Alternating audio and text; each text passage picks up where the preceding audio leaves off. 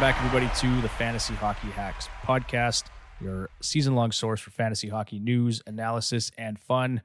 Because in this podcast, Bruce, we don't take ourselves too seriously. Never. Even when the internet doesn't work. We Or the guy with the fastest internet has the most problems. Technology. Anyway, welcome back, guys. Good to see you. Episode 193. We're going to get into our NHL fantasy preview for Week 1, Part 2. And I'm excited for this one, boys, because it's actually our regularly scheduled formatted podcast that we do every season, as opposed to kind of the mishmash that we had last one. It was good to have Jordan with us to join us for his first episode. Kind of a weird one, Jordan, just because we went through a whole bunch of different things, but I thought it went well. Got the nerves out. Shook off the rust. We're set. We're ready. Yes. Let's do this. And you got your Vegas Golden Knights jersey hanging up behind you. So if you listen to the last episode, can't that'll be all make sense. Just a bunch of Edmonton Oilers, I can't say the words, but lovers. Yep. Yeah. You know what? That's totally, it's good. We actually probably should have, fans of different teams on this podcast just to keep it a little unbiased, but little unbiased. It's, you guys it's all good. Love those boys out in the oil country. We do. And I'm digging through Amazon's NHL Face-Off documentary right now, and I haven't gotten to the Oilers stuff yet, but everything I'm seeing on my timeline on Twitter is just like, it's basically a gut punch to the Oilers. How cool is that series, though? It's been really good. How cool really, is that really series? Good. Yeah. They did a fantastic job of that. So good to see. Bruce, if you haven't watched it yet, definitely dig into it. No, I haven't watched it yet. Give it a look. Oh, yeah. You learn quite a bit from some players. Like, I didn't know Nylander and Pasternak played together, let alone like Pasternak's father passing away and like Nylander's his best friend. It's actually quite, you learn quite a lot. It's cool. It's as far as like human interest stuff goes. And if you're a fan of the game, you absolutely have to watch it. And it's only 6 episodes. So it's not like it's a huge time commitment. I hope they do 100 more. Yeah, me too. All right, guys, let's get into this here. So tonight we're going to talk about our fantasy lock of the week. We're going to go dive into edge work, which is going to cover the NHL schedule, and then waiver wire targets for the remainder of Week 1, which ends next Sunday, October 13th, Bruce? That's correct. All right, thank you, sir. So Bruce covered the schedule for us. We'll have him run through that for us in a minute. But first, we're going to get to our fantasy lock of the week. A little odd because it's a lot of preseason games. We only had a couple of regular season games. I actually went with a guy who just played an exhibition game this week, but Matthew Barzal for the New York Islanders, center right wing eligible. He had a 5-point outing against the New York Rangers the other night, bringing his total in the preseason to 9 points, 4 goals, 4 power play points, and 12 shots on goal in just 4 games. I mean, arguably, guys, the most valuable fantasy asset on the Islanders outside of maybe Sorokin or Noah Dobson, but he's looked really good, and I think he's going to have a really nice season here with Anthony Duclair and Bo Horvat. What do you think? That's the hope. He does look really great out there. I can't believe he's not 100% on dual eligible, top line, top PP. I mean, he had a couple setbacks, here or there, but the guy's a line driver. Yeah. The only reason why he's not 100% is because he plays on the Islanders. You hit the nail on the head there, Bruce. If he was playing on any other team, it'd be 100%, but because it's the Islanders, it's whatever he's at. Yeah, Ryan was chirping us about something, one of our takes, and he said, no, boys, the Islander factor is a real thing. Like it stinks for fantasy, but there's some guys on that team that are absolutely worth rostering, and Matthew Barzal is one of them. And he had a really nice outing against the Rangers, so he is our fantasy lock for this week. I think in future episodes, guys, we're going to cover some stuff from the forum. We'll have questions. Our listeners have been sending us lots of questions and actually throughout the preseason. And I know for me, I want to see a lot more fan engagement this season. Like I love answering questions when I've got some time to do it. So if you have some, send them in to us, whether that's through our Reddit page, Twitter, Instagram, wherever you're following along with us. And also, we keep forgetting to mention this, Bruce, but our fan mail feature through Buzzsprout is available as well. So if you're listening to the podcast on any platform, there's a link at the top that says if you got questions, click on it. You can actually text us a question from your phone, and we will try and answer that live on the air. So that's that segment. We'll cover all of the fan questions there, just so you know. And yes, there's the occasional one in there from Tyler. He likes to submit fan questions. All right, let's move on to edge work here, boys. This is the segment where we put in the work to give our fans, our listeners, the edge in their fantasy hockey leagues. And we're going to start with the week 1 schedule from starting tomorrow, Monday, to the end of the week on Sunday, October 13th. And Bruce, I'm going to pass this off to you since you put all the work into this one. It's all yours, my friend. All right, so we're going to start off, obviously, week 1, part 2. So we started with the Global Series in Prague with the Devils and Sabres with their back-to-back. So go through the rest of the schedule here for the beginning of the regular season. So for this week, we have 2 full days and we have 4 light days. Full days are Thursday and Saturday. The light days are the remaining days. So went through the schedule. We figured out that we have got, there is, what do we got here? 2, 4, 6, 8, 10, 12, 13, 14 teams that play 3 games this week. Of those teams, Vegas Golden Knights, Feisty's team, and the Winnipeg Jets. The boys play 3 games this week. All their games are on light days. And then we've got a handful of other teams. Got Calgary, Chicago, Edmonton, Seattle, St. Louis, Vancouver play 2 games on light days. No team plays more than 3 games this week. Washington is the only team that plays 1 game. So if you're holding on to their goalie tandem, someone's sitting on the bench for a while. Just to run through here what we've got for the remainder of the week. There's no games on Monday, 3 games on Tuesday, 5 games on Wednesday. Thursday is 9, Friday has 4, Saturday is 14, and Sunday has 4 games. I don't know, do you want me to list through all the teams that play 3, 2, and 1 games? No, let's not do that, Bruce. Okay. Instead, if you want to review these, we're going to make them available on our X articles tab. So I'll just throw this in there under our weekly preview. There you go. We've talked about it a lot. The waiver wire picks will be there too. So for people that just want to read through that information, it'll be available. And if you're not on Twitter or X, send me a message wherever you are, and I can give you a link to the Google Doc. Sounds good. In short form, Bruce is just saying, if you have anyone on Washington other than Ovi, Carlson, or Chychrun, yeet them out because they only play, I think, 2 games next week as well. So yeet him out. God, I haven't looked that far ahead yet. Well, that's why we got Jordan here. He's on it, man. He's been crushing us in fantasy. He's on it. He knows what's happening in week 1, 2, 3 already.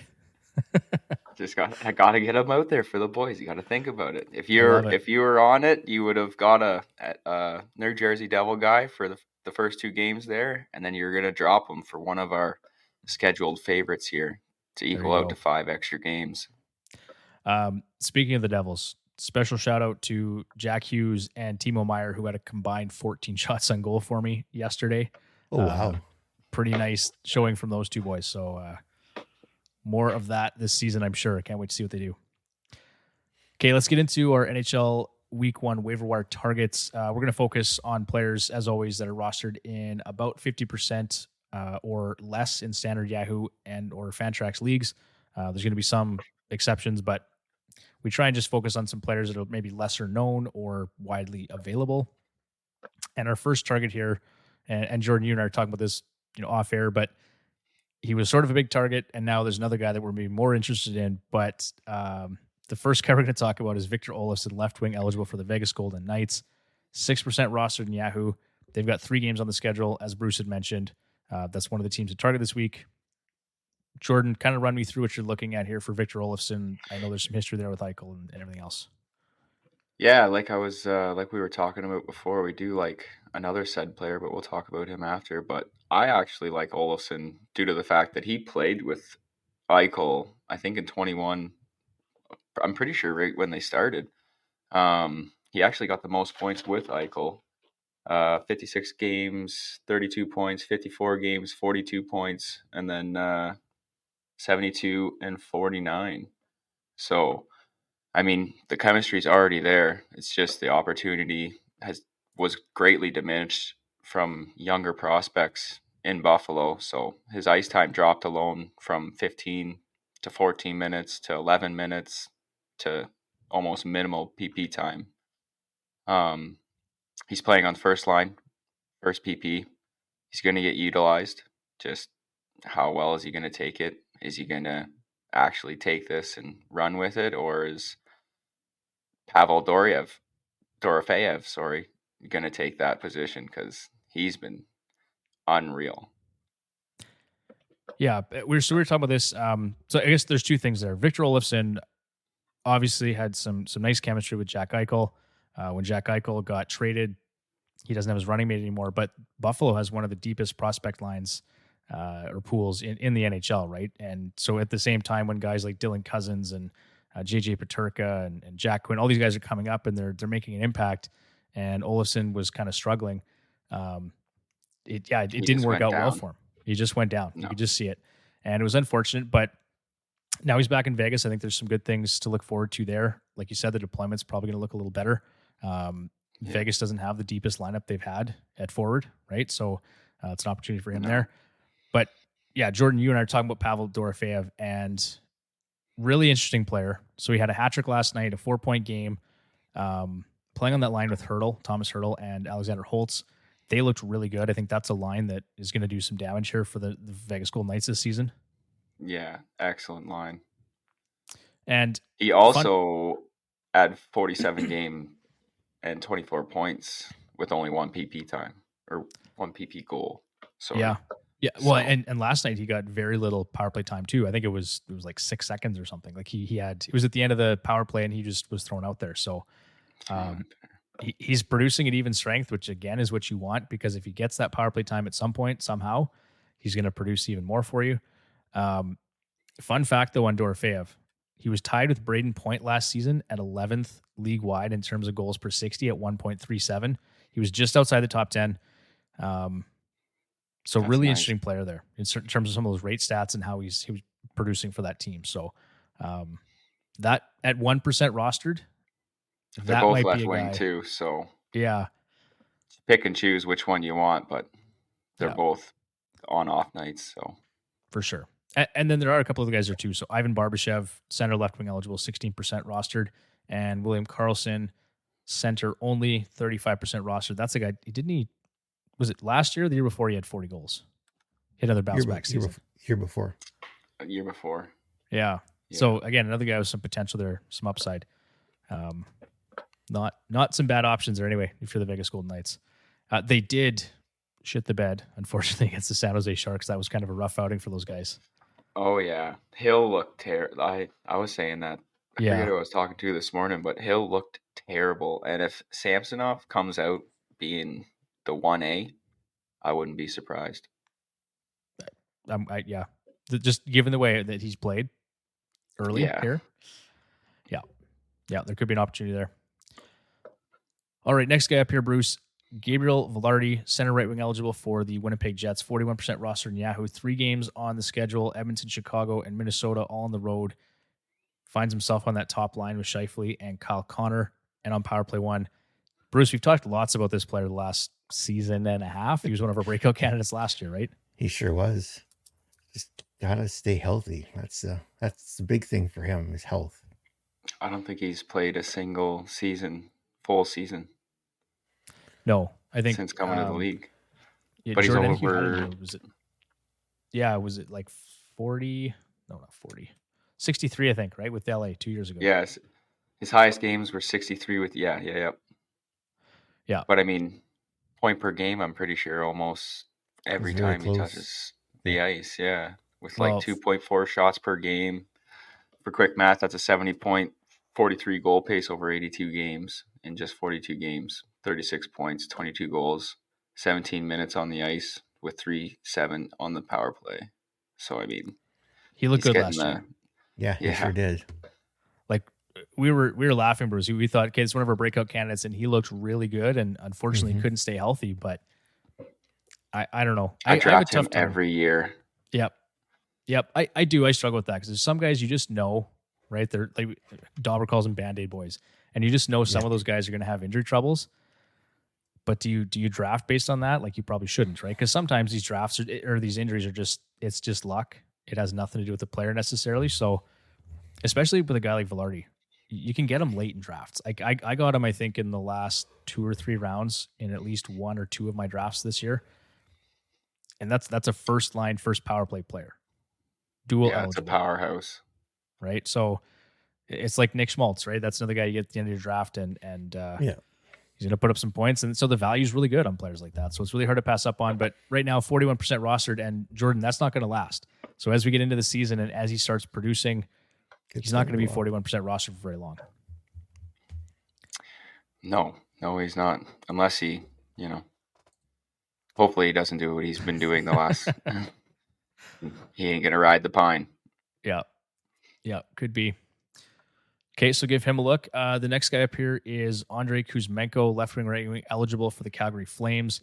45% rostered in Yahoo. 3 games on the schedule here this week: Vancouver, Philly, and Edmonton. On the road in Vancouver and Edmonton, and then at home against Philly.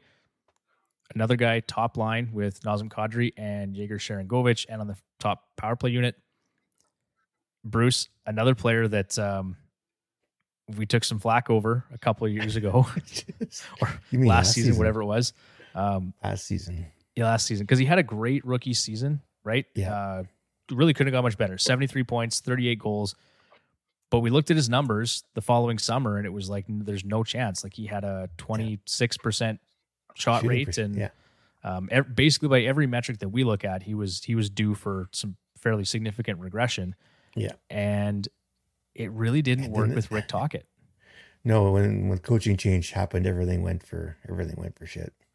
Yeah. So I think Tocchet got hired in January of 2023, so halfway through Kuzmenko's second year, and it just did not go well for that player. You could tell he wasn't happy there. And then he went to Calgary, and after the trade to Calgary, he had 25 points, 14 goals in 29 games. So he produced at a 71-point, 40-goal pace. Yeah, I picked him up in the playoffs. It was nice. Yeah, that's great production from a player that, if he's only 45% rostered, I think he definitely warrants a look here for the first week or two of the season, see where things go. For sure. Especially playing 2 of the 3 games on off nights. Yeah. Again, like optimizing games played, right? Yeah. Absolutely. Okay. Teuvo Teravainen, left wing, right wing, eligible for the Chicago Blackhawks. Rostered in 38% of Yahoo leagues. 3 games this week as well, all on the road: Utah, Winnipeg, and Edmonton. And got him playing with Tyler Bertuzzi and Connor Bedard on Power Play 1. So Jordan, run us through Teravainen and what you like about that player for this week. Well, you wrote a lot down here. I just had Connor Bedard, and that's all I wrote for this guy. That's all I wrote. And then you just have a whole bunch of other stuff here. No, okay. I'm just kidding. Well, let's start with there is a lot more about Teuvo Teravainen. That's just a superstar line mate with a superstar line mate. After just 37 points in 68 games 2 seasons ago, Teravainen rebounded last year with 53 points and 25 goals in 76 games. That 25-goal campaign came with a 17.6-ish, well above his 3-year career average. You got to get that ish in there. If you don't know the itch, got to get the itch for the ish. Yeah, the itch. Well above his 3-year and career averages of 10.7 and 12.1, respectively. So he had a huge jump in, percentage of his ish. Yes. The last couple of seasons, Teravainen saw about 17 minutes per game and less than 2.5 minutes on the power play. I would assume he'd get a lot more here with Bedard and who's his other buddy? Bertuzzi. Yeah. Is that the power play 1 too as well? I believe so. I never really Bertuzzi, checked him out. Kurashev, Hall, Bedard, Seth Jones. Teravainen's on the second one. So it's gonna be fluid here, but I honestly, guys, in the preseason, he played 2 games, but he played almost 20 minutes a night and over 4 minutes on the power play. So whether he's on power play 1 or power play 2, or if that kind of changes and it's a fluid situation, he's going to look a lot better in Chicago, just given the deployment. He's going to get more minutes, more opportunity, and he's not going to shoot 18% again. But if he shoots his career average at 12.1 or 12.5 or wherever he's going to be, passes the puck the rest of the time to his superstar line mate. He's going to collect some points through osmosis here. So it's just, I think he's going to have a good season again. Maybe he gets close to his career average. I think his career average was 76 points back in 2017, 2018, I think. So maybe he doesn't get there, but maybe it's a 70-point season for Teravainen, given the right deployment and if things break right. It's a good one. I like that. And it's left wing, right wing. So yeah, a lot of the guys on this list actually were dual eligible, which was surprising. I should maybe confirm some of those. I'll make sure they're correct in the notes if they're not already. But I know Victor Arvidsson, our next fella, is only left wing right now. There you go. Yeah, we'll get rid of that. We'll just update that quickly. Victor Arvidsson, left wing, eligible for the Edmonton Oilers, 50% rostered, 3 games on the schedule. Again, one of the teams you want to target this week. The big thing for me is that Victor Arvidsson is going to get a chance to play in the top 6 with Leon Draisaitl and Jeff Skinner. Bruce, I'm a Jeff Skinner guy. I've had him in lots of leagues. He can be frustrating at times. I get it, but when he has those good seasons, he's really good. He's bang on, and he's never played with a player like Leon Draisaitl. Right? Like either guy. No. I would argue they've never played with a playmaker like Leon Draisaitl. So Forsberg would be the closest for Arvidsson. Yeah. But like Forsberg's a good tier below King Leon. Yep. Yeah. I agreed. I think this is going to be a really good opportunity for Victor Arvidsson. And he's a good even strength producer generally. I think a guy you can count on for 20 to 25 goals in a healthy season. The shot rate is elite, between 10.4 and 12.2 shots on goal per 60 the past 4 seasons. He was actually 16th in the league last year at 11.8 shots on goal per 60, just behind Cole Caulfield. There's really not much not to like here, right? So I'm in on Arvidsson this week if you get a chance to roster him. 3 games on the schedule, all at home drafted too. Him. There you go. I was part of that 50%. I like it. All right, that's going to do it for defensemen, guys. Let's move on to... For the defense? That's going to do it for forwards. Thanks, Bruce, for calling me out on that. That's going to do it for forwards. Let's move on to defensemen. Neil Pionk is the first guy we got up here for the Winnipeg Jets. 42% rostered in Yahoo. 3 games on the schedule for him as well. Edmonton, Chicago, Minnesota at home. On the road. And he's on line 2 with Dylan Samberg and on power play 2. But this man is a certified Bangers League beauty. In 2023-24, he finished the season ranked 7th with a combined total of 485 hits, blocks, and shots. So if you're looking, that's a nice number. If you're looking for a guy with category coverage, Neil Pionk fits the bill, and he's on a fairly offensively capable team in the Winnipeg Jets. What do you think, Jordan? Oh, I think he's going to get his licks, that's for sure. I mean, all on, light nights? Are those 3 games on light days? Yes. Oh, that's a nice pickup. I mean, for Cats leagues, certainly pick him up. You can't go wrong with him. Bruce, anything you got? No, on Pionk, I don't have a whole lot. No, I didn't look at him. Okay. That's really all you need to know. The guy covers categories. He's going to play in the second pairing, and he's going to have some exposure to the top 6. So, and at times Morrissey's kind of established some guys himself as the guy on the top power play unit there. But if anything happens to Morrissey, this is your guy, right? This is the next man up on the power play. So, nice streaming option, maybe a hold if he puts up a bit of offense and covers some categories for you. Yep. All right, next D-man up here is Justin Falk out of St. Louis. And Bruce, this is a guy that we talked about throughout the summer here, the preseason. Yeah, once we heard about the Torrey Krug injury, it was all Justin Falk.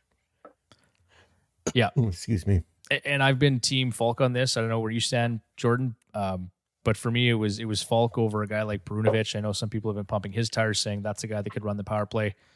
For me, it's Falk. He's only 32 years old. I think sometimes people forget that. He's been around for a long time, but he's still capable. 40% rostered. He's playing on the second pairing with Philip Broberg, and looks like power play 1 is all his. Yeah, he does look nice out there. I mean, he is one of the only defense they have, other than, I guess, your boy that they stole.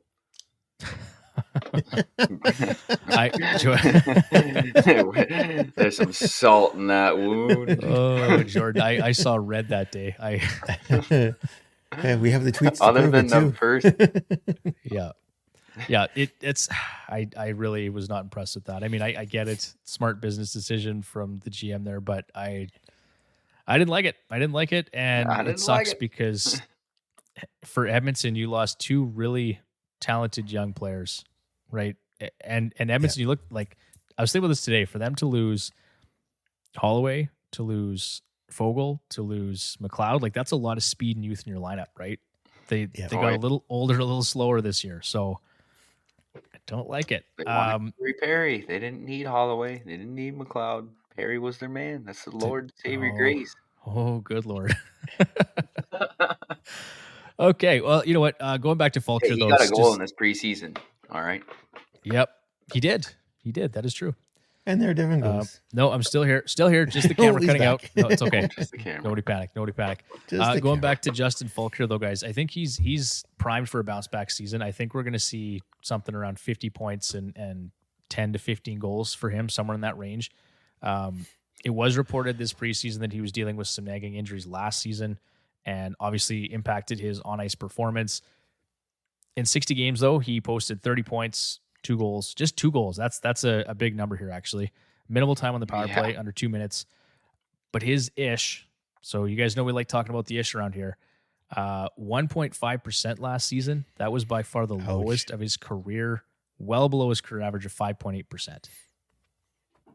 Yeah, he definitely has some positive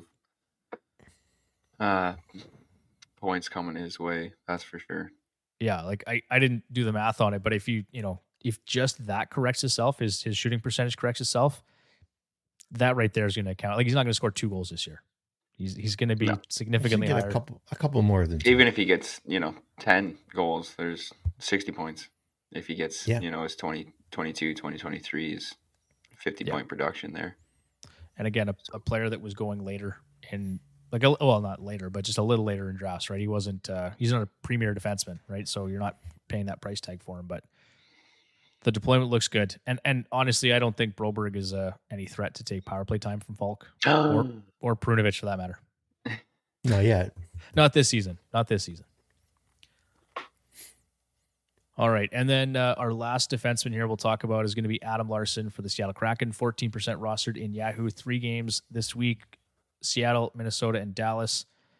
And he's on that top pairing with Vince Dunn. Jordan, you were kind of chirping me saying, why are we talking about this guy? Let's talk about another guy. And I said, yeah, let's talk about both guys. This guy is actually for Cats League, I actually love Adam Larsson because this guy just eats pucks.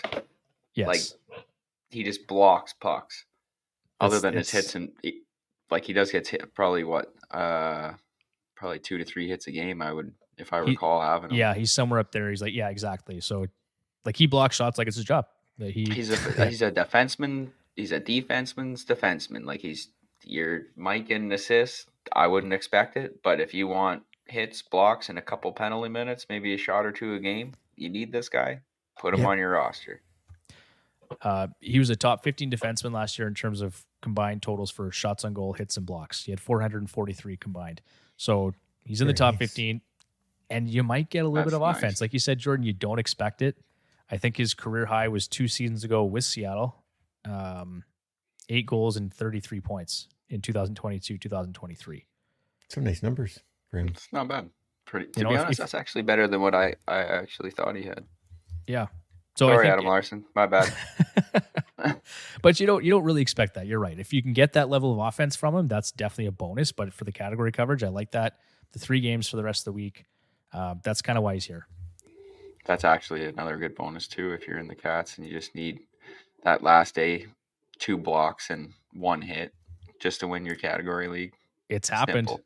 How many weeks have you guys played where it's like, I just need 1 or 2 more blocks to win this matchup, and Adam Larsson's your guy. Jordan, I'll let you talk about the next guy. Like, this is one that I'm on board with. I wasn't initially, but Adam Boquist, talk about him.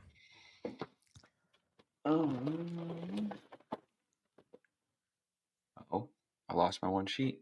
Well, I mean, we'll start off with he's power play 1 for the Florida Panthers, where, Brandon Montour got traded to.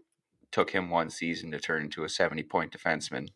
Like, he's 10% rostered. Actually, I think he's less than that. Is he 10% or less? It says 11. says 11 now. I think it was 10%. Somebody's been talking. Someone out there, someone else other than us has been talking about him. Last time I checked, it was 10. Oh yeah, he's moving up quick. What's he got? 5 points in 2 games? No, 5 points, 2 goals in 5 games played. Yeah, already. Yeah, in the preseason. So he had a really solid, solid preseason, and he's been the only power play 1 option they've been running, really. And I'm pretty sure I sent a video to our little group chat of him pulling a Cale Makar 360, going straight to the net, trying to go shelf. So I've been watching him. He looks nice, a lot better than what he was in Columbus. Well, I guess what's his name in Columbus? There, he runs PP1 all the time. Zach Werenski. Werenski, yeah. So he couldn't really be utilized as well as he could have there. So hopefully Florida just plays him so hard on the power play, and I just pick up all these power play points. I can't wait. Well, this guy, he's sort of like he's like a Shane Gostisbehere or Eric Gustafson 2.0, right? It's like just all gas, no breaks, doesn't play any defense. He's going to play 12 to 15 minutes, and half it's going to be power play time. Nice. I love it. Probably. People should remember too, I think a lot of people probably know, but he was an 8th overall pick in 2018. So he does have some pedigree to his name. Like he's not, isn't some scrub who just... It's not some Gustav Forsling coming out of nowhere. No, he's just hasn't worked out where he's been so far. But I think, he could run a power play. It'll be really interesting to see what he does with Florida this year. And then the last guy we mentioned, because we're big Oilers fans on this pod, Jordan. Darnell Nurse, the Edmonton Oilers. You putting this guy on here? Oh my god! No, I'm just kidding. This is a bit of a reach. 58% rostered. He's a Cats guy for sure. But is he a Cats guy? And he's going to get a lot of minutes this year. Like Edmonton's defense is not as deep as it was last season, so he's going to get plenty of minutes, plenty of opportunities, and he's shown in the past to be a pretty good even strength producer, despite what people will say about him and his contract. But I think for this week and the schedule they have, that's a guy, if he's available in 42% of rosters or of leagues, give him a look. All right, rolling along to goaltenders. We're going to start with Archers. Shelovs for Vancouver, 28% rostered in Yahoo. Just 2 games on the schedule this week, but he's looked really solid in preseason. He posted a 2-1 record, a .917 save percentage, and a .226 goals against average. So to me, guys, they brought in Lankinen. Lankinen's a really nice insurance policy. We don't really know where Thatcher Demko's at right now, but to me, it's Shelov's net. At least it's sort of a 1A, 1B situation with Lankinen, and he looked good in preseason. I see no reason. Well, from what he did last year in playoffs too, he kind of made a stand there. He looked great. Yeah. Looked really, really solid. What did they do against Nashville in that final game? It was like 12 shots or something they had, and Shelov's stopped like 38 or something. Yeah. Like he stood on his head. He's a great goalie. I don't think Lankinen, people are talking about him being the 1A, but where was he? Chicago and then Nashville and then just all. Yeah. I haven't really seen him play at all, really. We were talking about Lankinen on a different pod, and he actually had almost an identical save percentage and goals against to UC Saros. It was like in half the amount of games, but while he was in Nashville, he actually did play quite well. So I think Kevin Lankinen as a 1B, like that's where I see him. I think this is still Shelov's net until Demko's back, and then.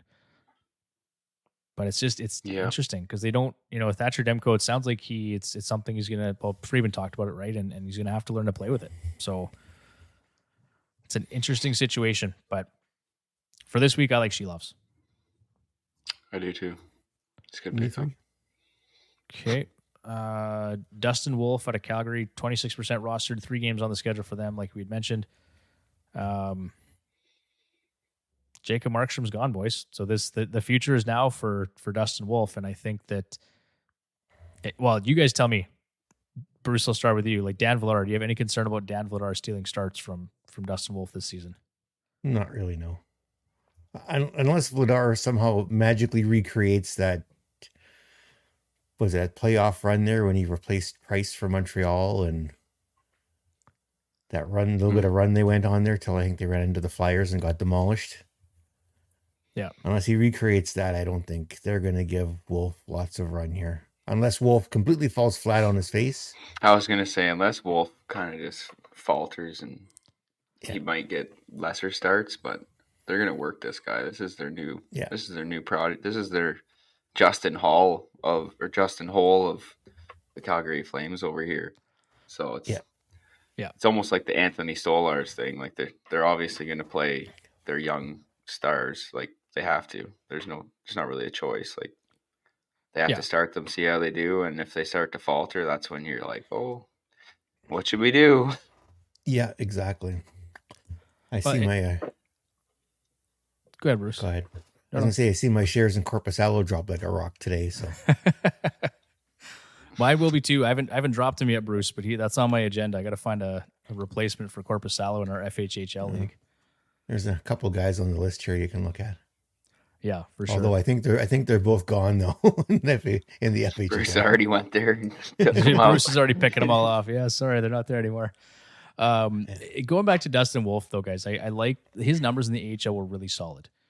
So he posted in the past 3 seasons save percentages of .922 or better and a goals against average of .245 or lower. So he was just rock solid in the A. Can't really do much better. Now it's just a matter of can that translate at the NHL level. It's going to be tough on a team like Calgary who's kind of they're in the mushy middle or maybe the bottom third.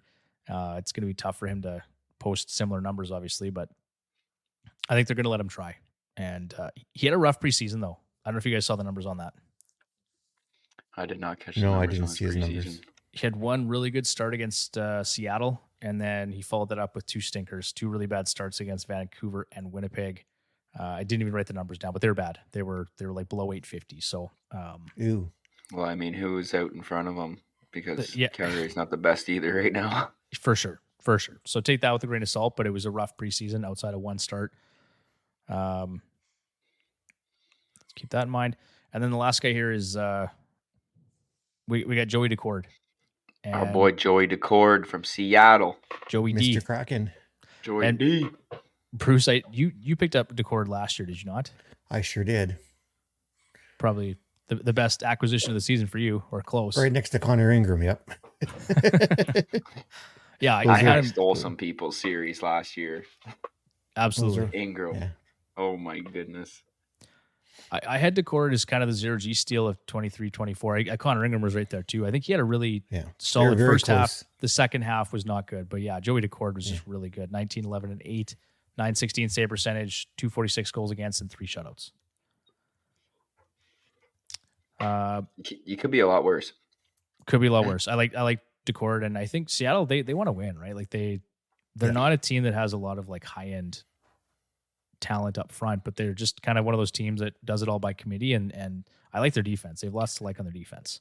Well, they got like 3 first lines and 2 first power plays, I'm pretty sure.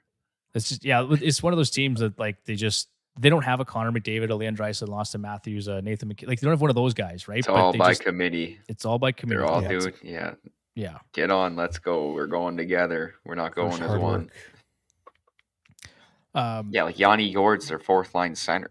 Or their 3rd line center. Like you gotta like that. You gotta like that. Like they have 3 4-second lines. Yeah. It's crazy. Yeah, they got lots of offensive ability for sure. And then the other point I wanted to mention too is it wasn't a good preseason for Decord, but it's been worse for Grubauer.